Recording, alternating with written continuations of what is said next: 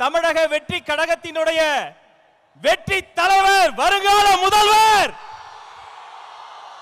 தமிழ்நாட்டின் தலையெழுத்தை மாற்ற போகிற மந்திரம், தர்மத்தாயின் தவ புதல்வன், உங்கள் முன்னால் ஈரோடு மண்ணில், நம் கொள்கை தலைவர் மண்ணில் வெற்றி தலைவர் இதோ வருகிறார்.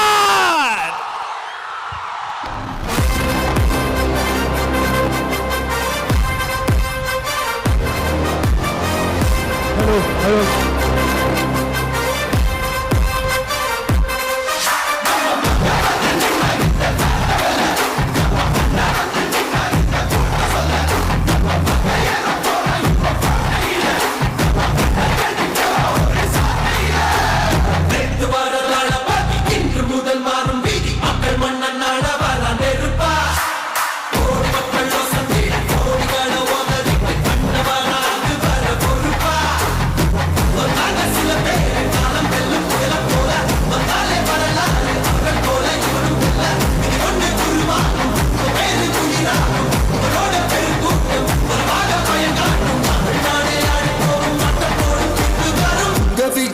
விஜய் உயிர் என்ன வரனா,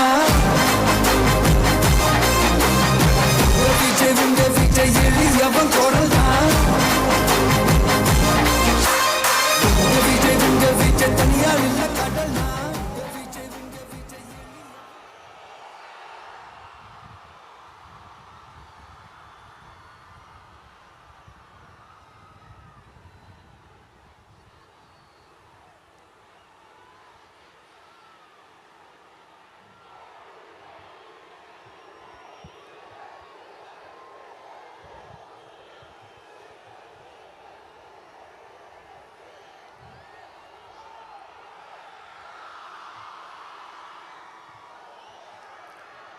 மஞ்சள்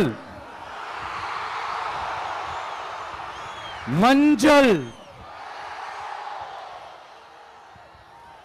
பொதுவா நல்ல காரியங்கள் ஸ்டார்ட் பண்றதுக்கு முன்னாடி இந்த மஞ்சள் எடுத்து வச்சுதான் ஸ்டார்ட் பண்ணுவாங்க. நம்ம வீட்டில் கூட நம்ம அம்மா, அக்கா, தங்கைகள் நமக்காக நாம நல்லா இருக்கணும்ன்றதுக்காக மஞ்சள் புடவை கட்டிக்கிட்டு தான் வேண்டிக்குவாங்க. அப்படி அந்த மஞ்சள்னாலே ஒரு தனி வைப்பு தாங்க. நம்ம கொடியில கூட அந்த வைப்ரண்டான, அந்த எனர்ஜெட்டிக்கான அந்த மஞ்சள் இருக்குமே, அந்த மாதிரி மங்களகரமான மஞ்சள் விளையிற பூமி தான் இந்த ஈரோடு பூமி. இங்க வந்து மஞ்சளை பத்தி பேசாம வேற எங்க போய் பேசுறது? அது மட்டும் இல்ல, இங்க ஒரு மகத்தான ஒரு மனிதரை பத்தி நம்ம பேசி ஆகணும். இந்த ஈரோடு மண் விவசாயத்துக்கும் பேர் போன மண். இங்க நடக்கிற அந்த விவசாயத்துக்கு மிக முக்கியமான ஒரு கவசமா இருக்கிறது என்ன தெரியுமா? காலிங்கராயன் அணை, காலிங்கராயன் கால்வாய். காலிங்கராயன் அணை கட்டினதுலையும் கால்வாய் வெட்டினதுலையும் உயிரான உணர்வு பூர்வமான நிறைய விஷயங்கள் இருக்குது. அப்படி அந்த ப்ராசஸ்ல அவர் அந்த அணை கட்டும் போதும் கால்வாய் வெட்டும் போதும் ரொம்ப சோர்வடைஞ்சிட்டாராம். அப்ப அவங்க அம்மா அதை பார்த்துட்டு சொன்னாங்களாம், மகனே காளிங்கா, தயிர் வித்த காசு தாழ்வாரம் வரைக்கும் இருக்குது, மோர் வித்த காசு முகுடம் வரைக்கும் இருக்குது, அதை எடுத்துக்கிட்டு போய் அணைய கட்டியா கால்வாய வெட்டியான்னு சொல்லி தைரியம் கொடுத்தாங்களாம். பெத்த அம்மா கொடுக்கிற அந்த தைரியம் இருக்கு பாருங்க, அதை தாண்டி வேற எதுவுமே கிடையாதுங்க. ஒரு மனுஷனால எதையும் சாதிச்சு காட்ட முடியும். அப்படி ஒரு தைரியத்தை தான் இப்ப நீங்க, என்னுடைய அம்மா, அக்கா, தங்கைகள், நண்பா, நண்பிகள், தோழர்கள் எல்லாரும் எனக்கு கொடுத்திருக்கிறீங்க அதே தைரியத்தை, அதே துணையா என் கூட நிக்கிறீங்க. இதை எப்படி நம்ம பிரிச்சு விடலாம், இதை எப்படி நம்ம கெடுக்கலாம், என்னெல்லாம் அவதூறுகள் நம்ம விஜய் மேல சொல்லி மக்களை நம்ப வைக்கலாம், என்னெல்லாம் சூழ்ச்சிகள் நம்ம விஜய் மேல பண்ணி மக்களை நம்ப வைக்கலாம். இப்படி சூழ்ச்சிகளை மட்டுமே நம்பி பொழப்ப நடத்துற சில சூழ்ச்சிக்கார கூட்டங்கள் இதை தொடர்ந்து செஞ்சுக்கிட்டு தான் இருக்கு. ஆனா அவங்களுக்கு தெரியாது இது இன்னைக்கு நேத்து வந்த உறவு இல்ல, கிட்டத்தட்ட 30-33 வருஷத்துக்கு மேல இருக்கிற உறவு. ஏன் நான் சினிமாக்கு வந்தப்போ எனக்கு வயசு 10, அப்பல இருந்தே இந்த உறவு ஸ்டார்ட் ஆகி போயிட்டு இருக்குன்னு அவங்களுக்கு தெரியாம போச்சு. அதனால என்ன பண்ணாலும், நீங்க என்ன ட்ரை பண்ணாலும், எல்லாத்தையும் விட்டுட்டு மக்களுக்காக வந்திருக்கிற இந்த விஜய மக்கள் ஒரு நாளும் கைவிட மாட்டாங்க. மக்கள் கூடவே நிக்கிறாங்க, கூடவே நிப்பாங்கன்னு அவங்களுக்கு தெரியாம போச்சு. என்னப்பா நிப்பீங்கல்ல? உங்களை நம்பிதாப்பா வந்திருக்கிறேன். அதான் இந்த சத்தம் தாங்க வாழ்நாள் பூரா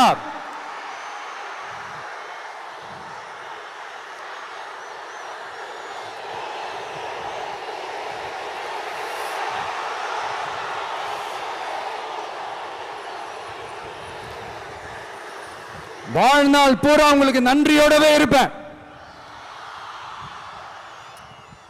இப்போ நம்ம காளிங்கராயன் அவர்கள் அணையை கட்டுறதுக்காக பவானிக்கு போய் பார்க்கும்போது ஒரு இடத்துல ஒரு பாம்பு வந்து உட்கார்ந்துச்சான், படுத்துச்சான். அது படுத்த இடத்துல தான் அவர் அணையை கட்ட ஸ்டார்ட் பண்ணாராம். அப்புறம் அந்த பாம்பு வளைஞ்சி நெளிஞ்சி போற இடத்துலலாம் கால்வாயை வெட்டினார்னு சொல்லி சில வாய்மொழி கதைகள்லாம் சொன்னாங்க. தண்ணியை சேமிச்சு வச்சு குடிக்கிறதுக்கும் விவசாயத்துக்கும். தம்பி கீழே இறங்கு, தம்பி கீழே இறங்குப்பா, ப்ளீஸ் கீழே இறங்குப்பா.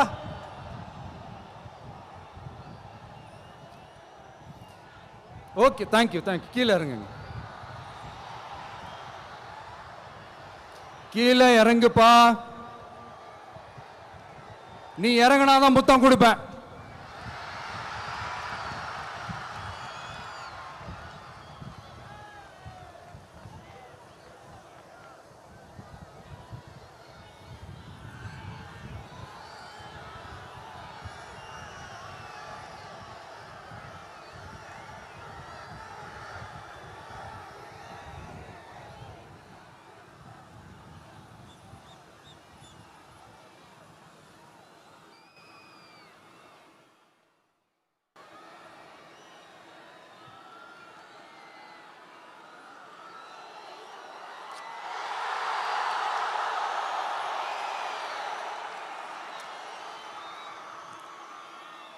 இப்படி தண்ணியை சேமிச்சு வச்சு குடிக்கிறதுக்கும் விவசாயத்துக்கும் வழி வகுக்கிறது எவ்வளவு பெரிய ஒரு நல்ல விஷயம்.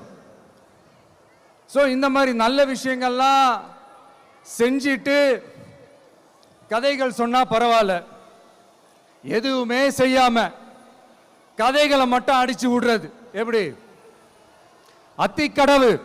அத்திக்கடவு அவிநாசி திட்டத்தை இன்னும் விரிவுபடுத்தினா அந்த 3 மாவட்டத்தில் இருக்கிற லட்சக்கணக்கான மக்களுக்கு எவ்வளவு பிரயோஜனமா இருக்கும். எத்தனையோ லட்சம் ஏக்கர் நிலங்கள்ல விவசாயம் நடத்தினா எவ்வளவு பிரயோஜனமா இருக்கும். ஏன் அதெல்லாம் பண்ண மாட்டேன்றீங்க? வள்ளுவர் கோட்டத்துக்கு காட்டுற அக்கறைய இங்க மக்கள் வாழ்வாதாரத்தில் கொஞ்சம் காட்டலாம்ல, ஏன் காட்ட மாட்டேன்றீங்க? இங்க என்ன கவர்மெண்ட் நடத்துறாங்களா இல்ல கண்காட்சி நடத்துறாங்களா? இந்த 21ஆம் நூற்றாண்டிலே மக்களை பத்தி எதுவுமே யோசிக்கிறது இல்ல.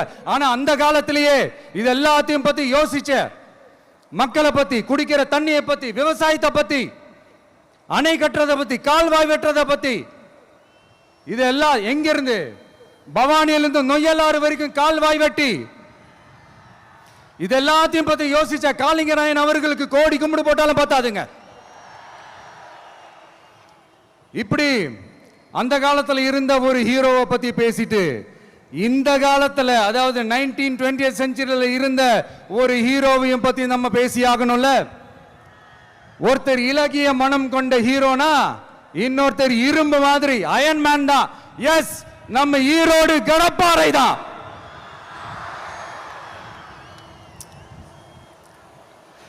ஒட்டுமொத்த தமிழ்நாட்டையே திருப்பி போட்ட சீர்திருத்த நெம்புகோல். ஈரோடு மாவட்டத்தில் பிறந்த அவர்தான் இந்தியாவுக்கே இடஒதுக்கீடு சம்பந்தமான அரசியல் சட்டத்தை திருத்தறதுக்காக போராட்டம் நடத்தினவர் யாரு? நம்ம தந்தை பெரியாரு. 100 வருஷத்துக்கு முன்னாடியே வகுப்பு வாரி பிரதிநிதித்துவம் வேணும்னு கேட்டவர். அன்னைக்கும் சரி இன்னைக்கும் சரி ஒரு ஆச்சரியத்தோட பார்க்கக்கூடிய ஒரு மனிதர், நம்மளுடைய கொள்கை தலைவர். அப்ப அண்ணாவும் எம்ஜிஆரும் யாரு? பெரியார் அவர்கள் கிட்ட இருந்து எங்களுக்கு தேவையான கொள்கைகளை எடுத்துக்கிட்டோம். அவரை ஃபாலோ பண்ற, அவரை வழிகாட்டி ஏத்துக்கிட்ட அண்ணா அவர்கள் கிட்ட இருந்தோம், எம்ஜிஆர் அவர்கள் கிட்ட இருந்தோம் தேர்தல் அணுகுமுறையை எடுத்துக்கிட்டோம். அண்ணாவும் எம்ஜிஆரும் தமிழ்நாட்டோட சொத்து. அவங்கள பயன்படுத்துறத பத்தி யாரும் இங்க கம்ப்ளைண்ட்லாம் பண்ண முடியாது. அண்ணா எங்களோடது, எம்ஜிஆர் எங்களோடது, நீங்களா எடுத்துக்க கூடாது அப்படிலாம் யாரும் இங்க அழுதுட்டு இருக்க முடியாது, சொல்லிவிட்டேன். அதனால நாங்க ஒரு வழியில அரசியல் செஞ்சுக்கிட்டு போயிட்டு இருக்கிறோம். உங்களுக்கு தான் டிவிக்கு ஒரு பொருட்டே இல்லைல்ல, அப்புறம் ஏன் கதறீங்க? அப்புறம் ஆளாளுக்கு அங்க போயிட்டு இங்க போயிட்டு புலம்பி தள்ளிக்கிட்டு இருக்கிறீங்க. இது எப்படி இருக்கு தெரியுமா? எனக்கு பயம் இல்ல, எனக்கு பயம் இல்ல அப்படின்னு சத்தமா சவுண்ட் விட்டுக்கிட்டே சத்தமா பாட்டு பாடிக்கிட்டே இந்த நடுங்கிக்கிட்டே சின்ன பசங்க நடந்து போவாங்க, அந்த மாதிரி இருக்கு. முதல்ல மண்டையில இருக்கிற கொண்டைய மறைங்க சார்.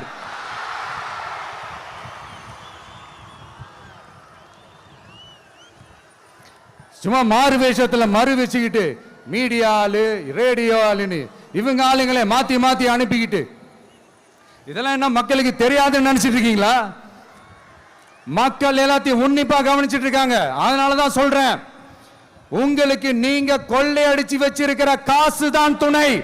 ஆனா எனக்கு என் மேல எல்லையில்லா பாசம் வச்சிருக்கிற இந்த மாசு தான் துணை.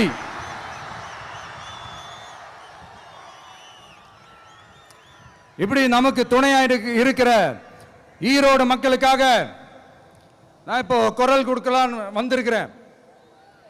சரி, இப்போ விஷயத்துக்கு வருவோம். பெரியார் அவர்கள் கிட்ட இருந்த அந்த செல்வாக்கையும் அந்த பதவிகளையும் அந்த பவரையும் வச்சுக்கிட்டு அவர் என்ன சொன்னார் தெரியுமா? இவ்வளவு செல்வாக்கு, இவ்வளவு பதவிகள், இவ்வளவு பவர் இருந்தோம் நான் ஒரு 5 பைசா காசு சம்பாதிச்சிருப்பேனா? எனக்கோ இல்லை என் குடும்பத்துக்கோ பட்டங்கள் வேணும், பதவி வேணும்னு ஏதாவது கேட்டிருப்பேனா? இல்லை ஏதாவது லாபம் பார்த்துருப்பேனா? இல்லை எதுக்காவது ஆசைப்பட்டிருப்பேனா? ஆனா அவர் பேரை சொல்லிக்கிட்டு, அவருடைய கொள்கையை ஃபாலோ பண்றதா சொல்லிக்கிட்டு இப்ப ஆட்சியில இருக்கிறவங்க என்னெல்லாம் செய்யறாங்கன்னு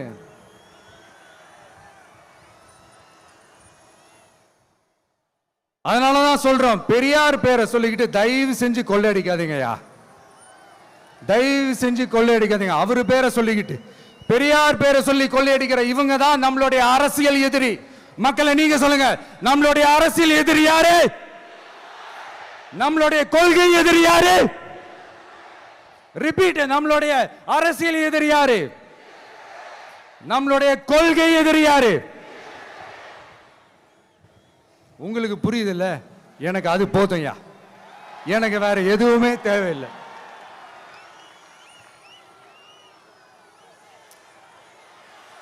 அதனாலதான்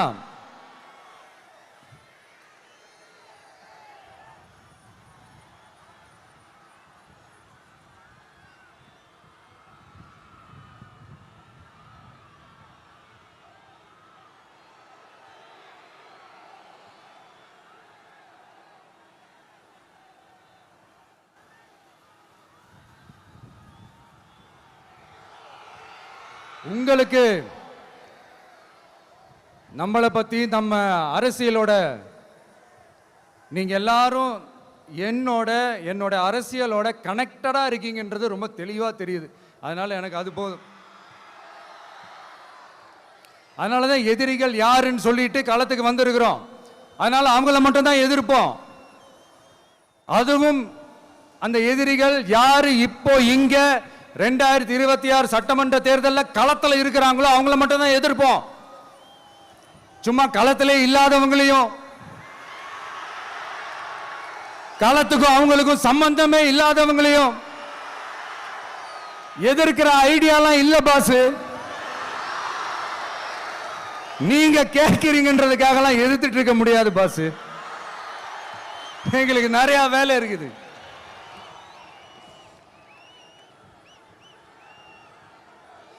எத்தனை எத்தனை பொய்யான வாக்குறுதிகள். வந்த உடனே நீட்டை ரத்து செய்வோம், கல்வி கடனை ரத்து செய்வோம், கேஸ் சிலிண்டருக்கு மானியமா 100 ரூபாய் தருவோம், என்னெல்லாம் அடிச்சு விட்டுட்டு இன்னி வரைக்கும் கேட்கிறேன், இதெல்லாம் சொன்னாங்களே செஞ்சாங்களா? இவங்க எப்பவுமே இப்படிதான், சொல்றது ஒண்ணு செய்யறது ஒண்ணு. திமுகவும் பிரச்சனைகளும் ஃபெவிகால் போட்டு ஓட்டின ஃப்ரெண்ட்ஸ் மாதிரி ஒன்னில இருந்து ஒன்ன பிரிக்கவே முடியாது. இப்போ ஈரோடு பகுதியில் இருக்கிற பிரச்சனையை பத்தி பேசுவோம். பெரியார் பேரை மட்டும் சொல்லிக்கிட்டு எப்படி அவரோட கொள்கைகளுக்கு எதிராக செயல்படுறாங்களோ அப்படிதான் இந்த மஞ்சள் நகரத்தோட மஞ்சளுக்கும் ஒண்ணும் பண்ணல, மஞ்சள் விவசாயிகளுக்கும் ஒண்ணும் பண்ணல. ஆராய்ச்சி மையம், சிறப்பு மையம்னு கோடி கோடியா டெண்டர் விட்டாங்க, பேருக்கு கட்டிடத்தை கட்டினாங்க. ஆனா உலகமே போட்டி போட்டு வாங்குற மஞ்சளை மதிப்பு கூட்டி விற்பனை செய்ய, அதாவது அதோட வேல்யூ இன்க்ரீஸ் பண்ணி நம்ம விவசாயிகளுக்கும் இந்த மாவட்ட மக்களுக்கும் நன்மை செய்ய இதுவரைக்கும் என்ன செஞ்சிருக்காங்கன்னு யோசிச்சு பார்த்தா ஒரு பெரிய ஜீரோ தான். கரும்பு நெல்லுக்கு அரசாங்கம் விலை பிக்ஸ் பண்றாங்க, அதையும் ஒழுங்கா பண்றதில்ல. ஒவ்வொரு முறையும் பிரச்சனை. அங்க நெல் கொள்முதல் செய்யறதுல ஊழல். சரி, நாம கஷ்டப்பட்டு விளைய வச்சது வீணா போக கூடாதுன்னு நினைச்சு நம்ம விவசாயிகள் கேட்கிற லஞ்சத்தை கொடுத்தாலும் அதுக்கப்புறம் கூட அந்த கொள்முதல் ஒழுங்கா நடக்கிறது இல்லை. அதையும் தாண்டி ஏதோ ஒரு விலை விவசாயிகளுக்கு கிடைக்குது. அப்படிலாம் இல்லாம ஒழுங்கா நேர்மையா நம்ம மஞ்சளுக்கும் நியாயமான விலை பிக்ஸ் பண்ணி தரமான விதைகளை கொடுத்தா என்ன குறைஞ்சா போயிடுவாங்க? இதெல்லாம் யோசிக்கிறதுக்கு அவங்களுக்கு நேரமே இல்லை. 24/7 அவங்களோட யோசனை என்ன தெரியுமா? இந்த விஜயை எப்படி முடக்கலாம், தமிழக வெற்றி கழகத்தை எப்படியெல்லாம் முடக்கலாம், அப்படிதான் அவங்களுடைய சிந்தனையே 24/7. எத்தனையோ வருஷத்துக்கு முன்னாடி நம்ம காளிங்கராயர் நதிகளின் இணைப்புக்கு முன்னோடியா இருந்தார். பவானி ஆத்துல வர அதிகமான தண்ணீர் அணை கட்டி தேக்கி தண்ணீர் வறட்சியான பகுதிகளுக்கு அனுப்பினார். ஆனா இன்னைக்கு இவ்வளவு நவீன வசதிகள் இருந்தோம், இவ்வளவு சயின்ஸ் வளர்ச்சிகள் இருந்தோம், இவ்வளவு டெக்னாலஜி வளர்ச்சிகள் இருந்தோம், அவங்க வாக்குறுதியில் ஒன்று கொடுத்தாங்கல்ல, பவானி நொய்யலாறு அமராவதி 6 இணைப்பு திட்டத்துக்கு ஒரு துரும்ப கூட கிள்ளி போடல. வாக்குறுதி நம்பர் 103 சொன்னாங்களே செஞ்சாங்களா? சரி, இதாவது ஒரு பெரிய ப்ராஜெக்ட் வைங்க.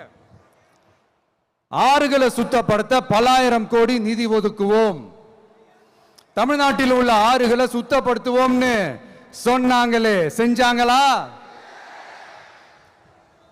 ஆனா ஆத்து மணலை கொள்ளையடிக்கிறதுல மட்டும் வேலையை கரெக்டா செய்வாங்க. இதை நான் ஏன் திரும்ப திரும்ப சொல்றேன்னா, மக்களே நீங்க புரிஞ்சுக்கணும். கொஞ்சம் மசந்தா மற்ற மாவட்டங்கள்ல மணல் காணாம போன மாதிரி, மலைகள் காணாம போன மாதிரி, நம்ம மாவட்டத்தில் தனி வளத்தை கொடுத்த செம்மண்ணும் காணாம போறதுக்கு வாய்ப்பு இருக்கு மக்களே. நம்ம மண்ணுக்கும் நம்ம ஆத்துக்கும் நம்ம விவசாயிக்கும் தான் இந்த மோசமான நிலைமை. அதனால ஏதாவது தொழில் செஞ்சு பிழைக்கலாம்னு பார்த்தா அதுக்கும் எங்க விடுறாங்க?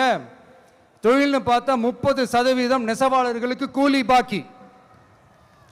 அரசாங்கம் நம்ம நெசவாளர்கள் கிட்ட இருந்து கொள்முதல் செய்த வேட்டி சேலைக்கான கூலியை கூட போராடித்தான் வாங்க வேண்டியதா இருக்குது. அது சலுகையோ உதவியோ நலத்திட்டமோ கிடைக்காது. நம்ம உழைப்புக்கான ஊதியம், நம்மளோட உரிமை, அதுக்கே போராட வேண்டிய நிலையில தான் இந்த அரசாங்கம் நம்மளை வச்சிருக்கு. நல்லா பார்த்துக்கங்க மக்களே, உரிமைக்கு குரல் கொடுத்தவங்க தான் இவங்க. சிறு குறு தொழில்கள் பீக் ஹவர்ஸ் சார்ஜ்னு கரண்ட்டுக்கு அநியாய விலை வச்சு அதையும் செய்ய விடாம நம்மளை முடக்கிடுறாங்க. அந்த பீக் ஹவர்ஸ் சார்ஜ் கொள்ளையால எத்தனை வருஷமா எவ்வளவு பேர் பாதிக்கப்படுறோம், எவ்வளவு தொழில்கள் பாதிக்கப்படுது. நாமளும் கத்துறோம், போராடுறோம், கோரிக்கை வைக்கிறோம். எதையாவது இவங்க கண்டுக்கிறாங்களா? கொஞ்சம் யோசிங்க. ஏன் கண்டுக்க மாட்டேன்றாங்கன்னு கொஞ்சம் யோசிங்க. அப்பதாங்க பிரைவேட்ல அதிக விலைக்கு கரண்ட் வாங்க முடியும், அதுக்கு டெண்டர் விட முடியும். அப்படி டெண்டர் விட்ட மேட்டர்ல எல்லாம் என்ன நடக்கும்னு உங்களுக்கும் தெரியும், எனக்கும் தெரியும், நம்ம எல்லாருக்குமே தெரியும். இந்த மாதிரி ஈரோடுல மட்டும் இல்ல, எந்த மாவட்டத்துக்கு போனாலும் பிரச்சனைகள் மேல பிரச்சனைகள் தான். அதையெல்லாம் தீக்கிறதுக்கு ஒரு சொல்யூஷன் கூட சொல்லாம இதுல வேற பெருமையா மாடல் அரசு மாடல் அரசுங்கிறது. இல்ல நான் கேட்கிறேன், கூச்சமா இல்ல?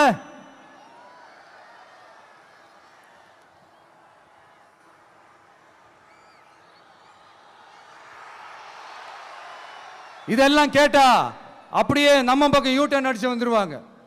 விஜய் என்ன அரசியல பேச மாட்டேன்றாரு, விஜய் என்ன சினிமா டயலாக் மாதிரி பேசுறாரு, விஜய் என்ன பஞ்ச் டயலாக் பேசுறாரு, விஜய் என்ன 10 நிமிஷம் தான் பேசுறாரு, 9 நிமிஷம் தான் பேசுறாரு. நான் எத்தனை நிமிஷம் பேசினா உங்களுக்கு என்ன சார்? நான் எப்படி பேசினா உங்களுக்கு என்ன சார்? உள்ள விஷயம் என்னன்னு பாருங்க சார். ஒவ்வொரு மாவட்டத்துக்கும் போய் மக்கள் ஃபேஸ் பண்ற பிரச்சனைகளை எடுத்து பேசிட்டு இருக்கிறேன். பின்ன அது அரசியல் இல்லாம வேற எதுதான் அரசியல்? உங்களை மாதிரி தனிப்பட்ட முறையில் தரக்குறைவா அசிங்கமா பேசுறதுதான் அரசியல்னா அந்த அரசியல் நமக்கு வராது. வராதுன்னா நல்லாவே வரும். உங்களை விட எனக்கு அது நல்லாவே வரும். வேணான்னு விட்டு வச்சிருக்கிறோம். அப்புறம் உங்களுக்கு நமக்கு என்ன வித்தியாசம்? காஞ்சிபுரத்தில் நாம பேசும்போது இந்த மாதிரி உங்களால் அமைக்கப்பட போற ஆட்சியில நம்ம ஆட்சிக்கு வந்த உடனே என்னெல்லாம் செய்ய போறோம்ன்றது சிலது சொன்னோம். அதையெல்லாம் தப்பா புரிஞ்சுக்கிட்டு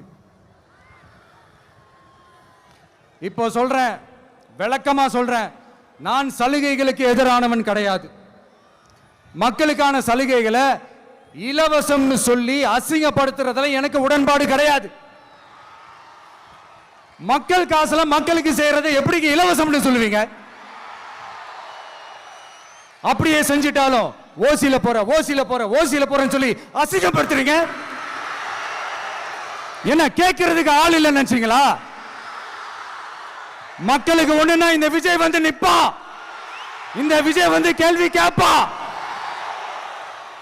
இந்த விஜய் எப்பவுமே மக்கள் பக்கம் தான், அதே மாதிரி மக்களும் என் பக்கம் தான். என் மக்கள் மானத்தோட மரியாதையோட கௌரவத்தோட வாழணும். என் மக்கள் யாருக்கும் கீழே கிடையாது. அப்படி அவங்க கௌரவத்தோட வாழணும்னா அவங்களுக்கான வாழ்க்கை தரம் உயரணும். வாழ்க்கை தரம் உயரணும்னா அவங்களோட வாழ்வாதாரம் உயரணும். வாழ்வாதாரம் உயர்ந்தாதான் பொருளாதாரம் உயரும். பொருளாதாரம் உயர்ந்தாதான் வசதி வாய்ப்புகள் உயரும். இதெல்லாம் உயர்ந்தாலே ஆட்டோமேட்டிக்கா அவங்களோட வாழ்க்கை தரம், அவங்களுக்கான மரியாதை, அவங்களுக்கான கௌரவம் எல்லாமே உயரும். இதுக்கான வழிகள், அந்த சூழல்களை அந்த கவர்மெண்ட் அமைச்சு கொடுக்கணும். இதுக்கான அந்த திட்டங்களை செயல்படுத்தணும். இதெல்லாம் செஞ்சாதான் அந்த அரசாங்கம் ஒரு நல்ல அரசாங்கம். இதைத்தான் சொன்னோம்.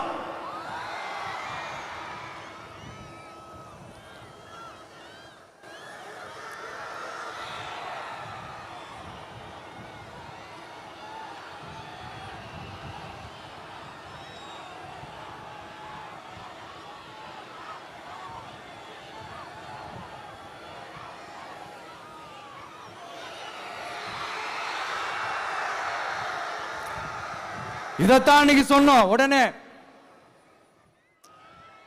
சொன்னா மட்டும் போதுமா, எப்படி செயல்படுத்துவீங்க? நாங்க என்ன வாயிலேயே வடை சுடுறதுக்கு டிஎம்கேவா, டிவிகேடா?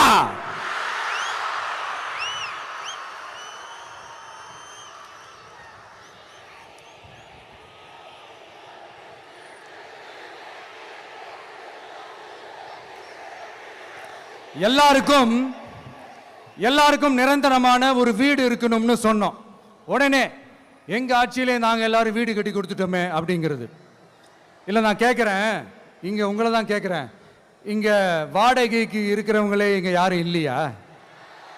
எல்லாருக்கும் சொந்தமா வீடு கட்டி கொடுத்துட்டாங்களா? அடுத்து வீட்டில் இருக்கிற ஒவ்வொருத்தரும் மினிமம் டிகிரி படிச்சிருக்கணும் அப்படின்னு சொன்னோம். உடனே எங்க ஆட்சியிலே எல்லாரும் டிகிரி படிச்சு முடிச்சிட்டாங்களே அப்படிங்கிற மாதிரி சொல்றது.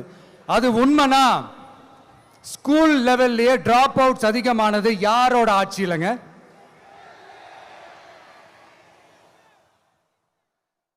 பசங்க பிள்ளைங்க யாரும் ஸ்கூல்ல சேரலன்னு சொல்லிட்டு எனக்கு தெரிஞ்சு 207 கவர்மெண்ட் ஸ்கூல்ஸ் மூடினது யாரோட ஆட்சியிலங்க? இதுல கல்வியில் சிறந்த தமிழ்நாடுன்னு டிராமா வேற. அடுத்து குடும்பத்தில் ஒருத்தருக்கு நிரந்தரமான வருமானம் வரணும், வேலை வாய்ப்பு கிடைக்கணும் அப்படின்னா நாங்க கொடுக்காத வருமானமா, நாங்க கொடுக்காத வேலையா அப்படிங்கிறது.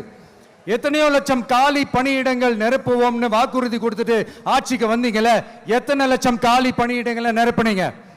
அட்லீஸ்ட் 1 லட்சம் காலி பணியிடங்களாவது நிரப்புனீங்களா? இதெல்லாம் சொல்லிட்டு மக்களை ஏமாத்துறது யாரோட ஆட்சியிலங்க?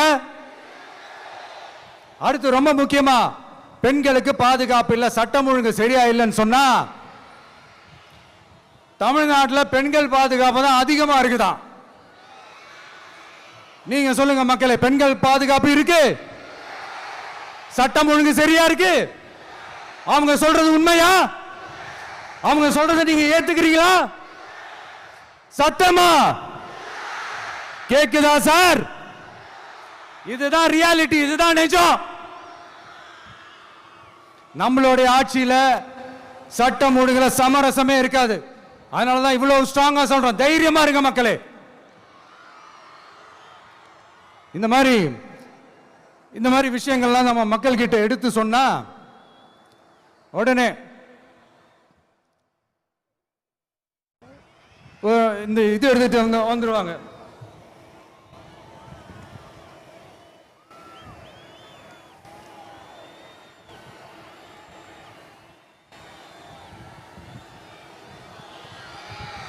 இந்த மாதிரி இதெல்லாம் என்னென்ன செய்ய போறோன்றது சிலதெல்லாம் காஞ்சிபுரத்தில் சொன்ன மாதிரி சொன்னா எல்லாத்தையும் தப்பா திருச்சி பேசிக்கிட்டு அவதூறு பரப்பிக்கிட்டு. நான் கூட யோசிப்பேன், எம்ஜிஆர் அவர்களும் மேடம் ஜெயலலிதா மேடம் அவங்களும் ஒரே வார்த்தையில சொல்லி இந்த திமுகவை காலி பண்ணாங்கல்ல. நான் கூட யோசிப்பேன், ஏன் இவ்வளவு ஹார்ஷா பேசுறாங்க, ஏன் இவ்வளவு ஹார்ஷா அவங்கள திட்டுறாங்கன்னு யோசிச்சது உண்டு. இப்பதானே புரியுது. அவங்க 2 பேரும் சொன்னதை இப்ப நானும் ரிப்பீட் பண்றேன். திமுக ஒரு தீய சக்தி, திமுக ஒரு தீய சக்தி, திமுக ஒரு தீய சக்தி, திமுக ஒரு தீய சக்தி, தீய சக்தி, தீய சக்தி, தீய சக்தி.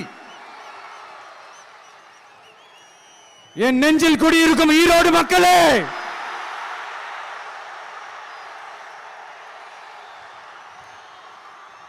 டிவிகே ஒரு தூய சக்தி. எப்படி?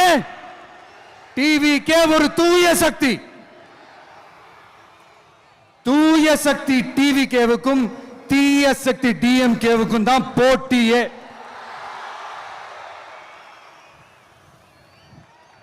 என்ன முடக்கலாம்னு நினைக்கிறீங்க, ஆனா இந்த சத்தத்தை ஒரு நாள் உங்களால முடக்க முடியாது.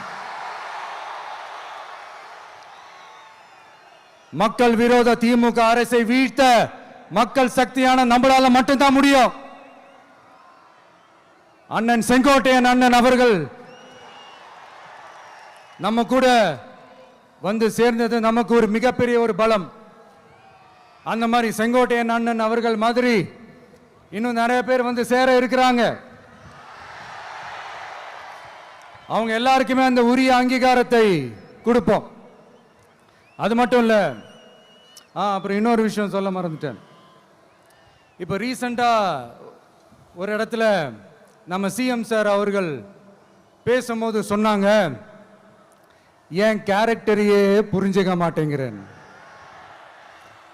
இது சினிமா டயலாக் இல்லையா? நான் ஏதாவது பேசினா சினிமா டயலாகா? சார் பேசினா அது சினிமா டயலாக் இல்லையா?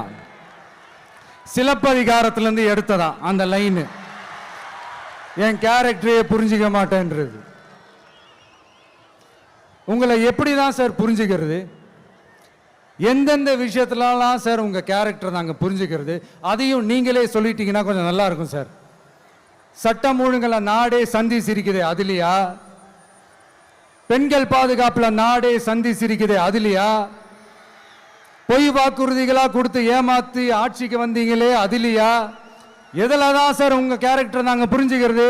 ஆனா ஒண்ணு, தமிழ்நாட்டில் ஆட்சி செய்யற நீங்களும் சரி, ஒன்றியத்தில் ஆட்சி செய்யறவங்களும் சரி, நீங்க ரெண்டு பேரும் முதல்ல என்னோட கேரக்டரை புரிஞ்சுக்கணும் சார். என்னோட கேரக்டர்னு சொன்னது நம்ம மக்களோட கேரக்டரை. 2026 சட்டமன்ற தேர்தலோட அந்த கேரக்டரே கொஞ்சம் வேற மாதிரி சார். அதை கொஞ்சம் தயவு செஞ்சு நீங்க புரிஞ்சுக்கணும் சார். புரிஞ்சுக்கலன்னா மக்களே உங்களுக்கு புரிய வைப்பாங்க சார். கான்பிடென்டா இருங்க சார், நல்லதே நடக்கும் சார். வெற்றி நிச்சயம் சார். மீண்டும் சந்திக்கும் வரை நன்றி, வணக்கங்க சார். நண்பா, நண்பிகள், இங்க வந்து எல்லாம் வந்து பார்த்தோம், எல்லாம் நல்லபடியா நடந்தது. சேஃபா வந்துட்டு சேஃபா வீட்டுக்கு போயிடுங்க. எனக்கு எல்லாத்தையும் விட நீங்க தான் எனக்கு முக்கியம். தயவு செஞ்சு சேஃப்டியா போயிட்டு வாங்க. ஒரு ஈரோடு செல்ஃபி ஒன்று எடுப்போமா?